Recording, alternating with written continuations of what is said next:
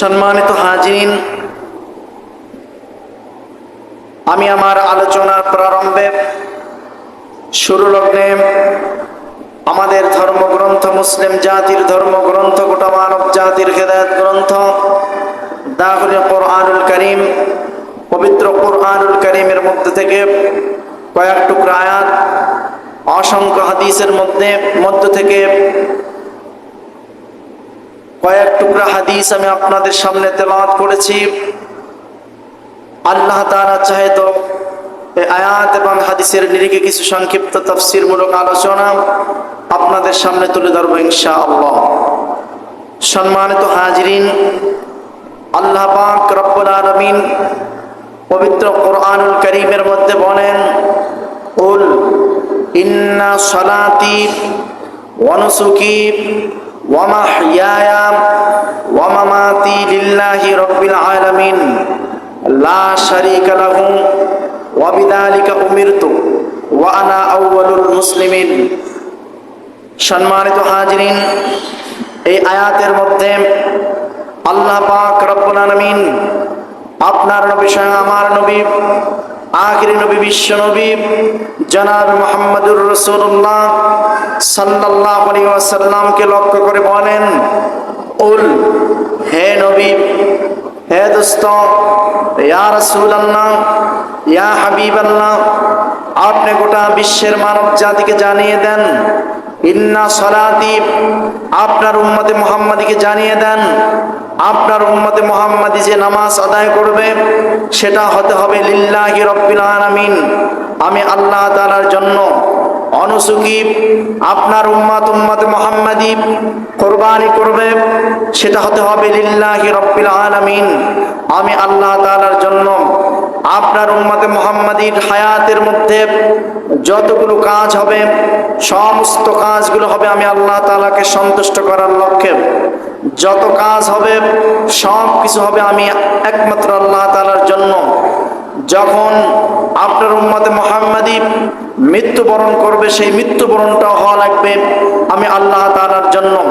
অর্থাৎ দ্বীন ইসলামের উপরে থেকে দ্বীন ইসলামকে কায়েম করার লক্ষ্যে আমাদের চেষ্টা, আমাদের সাধনা, আমাদের জীবন, আমাদের মরণ, আমাদের সমস্ত ইবাদত সব কিছু হবে লিল্লাহ তান, একমাত্র রেজায়ে মাওলা আল্লাহ তাআলাকে সন্তুষ্ট করার জন্য। কি বলেন ভাই? প্রিয় ভাইয়ের আমার, এই জন্য আল্লাহ পাক রব্বুল আলামিন বলেন, সামনে আসতেছে কুরবানি। আমরা জানি কুরবানি একটি মুসলিম জাতির একটি ইবাদত। কুরবানি কোনো উল্লাসের দিন নয়, কুরবানি মানে হচ্ছে একটা ইসলামের হুকুম। এটা সরাসরি আল্লাহ তাআলার পক্ষ থেকে হুকুম এসেছে। ইন্না আ'তাইনাকাল কাউসার ফাসাল্লি লিরাব্বিকা ওয়ানহার ইন্না শানিআকা হুয়াল আবতার। এই সূরা কাউসারের মধ্যে আল্লাহ তাআলা স্পষ্টভাবে কুরবানি করার জন্য আল্লাহ তাআলা অর্ডার করেছেন। অতএব কুরবানি আল্লাহ তাআলার পক্ষ থেকে মুমিন জাতির জন্য, যাদের উপরে কুরবানি ওয়াজিব হয়েছে, অর্থাৎ নিসাব পরিমাণ সম্পদের মালিক যারা, তাদের উপরে কুরবানি করা ওয়াজিব। এটা একটা আল্লাহ তাআলার হুকুম, এটা একটা নেকের কাজ। প্রিয় ভাইয়েরা আমার, এই কুরবানিটা আল্লাহ তাআলার জন্য হতে হবে। এই কুরবানি আল্লাহ তাআলার, এই কুরবানির যে আমরা যে পশু কুরবানি দিব, আমরা যে এই পশু কুরবানি করব, এই পশুর গোশত, এই পশুর রক্ত, এই পশুতে যেই সমস্ত খরচ হবে এ কিছুই আল্লাহ তাআলার প্রয়োজন নাই। সব কিছু আল্লাহ তাআলা বান্দাদের জন্য রেখেছেন।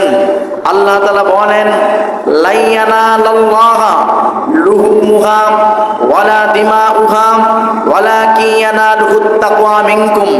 আল্লাহ তাআলা বলেন, ওগো পৃথিবীর মানব জাতি, তোমরা যে আমি আল্লাহ তাআলার জন্য কুরবানি করবে, এই কুরবানির পশুর রক্ত, গোশত কিছুই আমি আল্লাহ তাআলা পর্যন্ত পৌঁছবে না। আমি আল্লাহ তাআলার কাছে একমাত্র পৌঁছবে, একমাত্র পুষ্প হচ্ছে তাকওয়া মিনকুম, অর্থাৎ তোমার মনের অবস্থা। প্রিয় ভাইয়েরা আমার, যে কোরবানির শুরু লগ্ন হয়েছিল আমাদের জাতির পিতা হযরত ইব্রাহিম আলাইহিস সালাম এর মাধ্যমে।